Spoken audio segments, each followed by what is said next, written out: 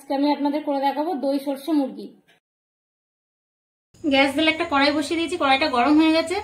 এর মধ্যে আমি সরষের তেল দেবো 6 চামচ। তেলটা গরম হয়ে গেছে, এর মধ্যে গোটা গরম মশলা ফোড়ন দিয়ে দেবো। গোটা গরম মশলাটাও ভাজা হয়ে গেছে, এর মধ্যে আমি দুটো পেঁয়াজ কুচি করে নিয়েছি, পেঁয়াজ কুচিটা দিয়ে দেবো।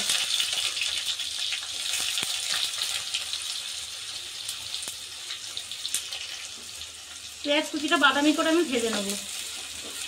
পেঁয়াজটা বাদামি করে ভেজে নিয়েছি, এর মধ্যে স্বাদ মতন লবণ দিয়ে দেবো, হাফ চামচ জিরে আর ধনের গুঁড়ো দেবো, হাফ চামচ হলুদ গুঁড়ো দেবো, লঙ্কার গুঁড়ো দেবো 2 চামচ দিয়ে এবার ভালো করে আমি কষে নেবো মশলাটা।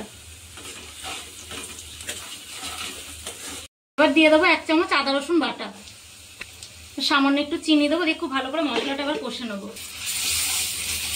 5 মিনিট মশলাটা খুব ভালো করে আমি কষিয়ে নিয়েছি।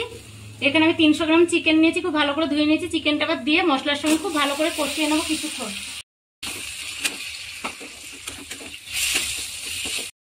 গ্যাস কমিয়ে 7 থেকে 8 মিনিট আমি মাংসটা খুব ভালো করে কষিয়ে নিয়েছি। এর মধ্যে দিয়ে দেবো টক দই।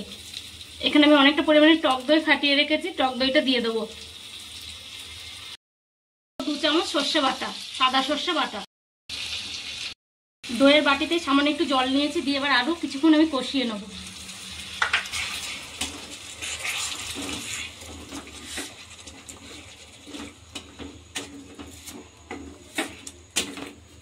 ভালো করে কষে নিয়েছি, মশলা থেকে তেল ছেড়ে এসেছে, মাংসটাও আমার সিদ্ধ হয়ে গেছে। এর মধ্যে আমি 1 বাটি জল দেবো,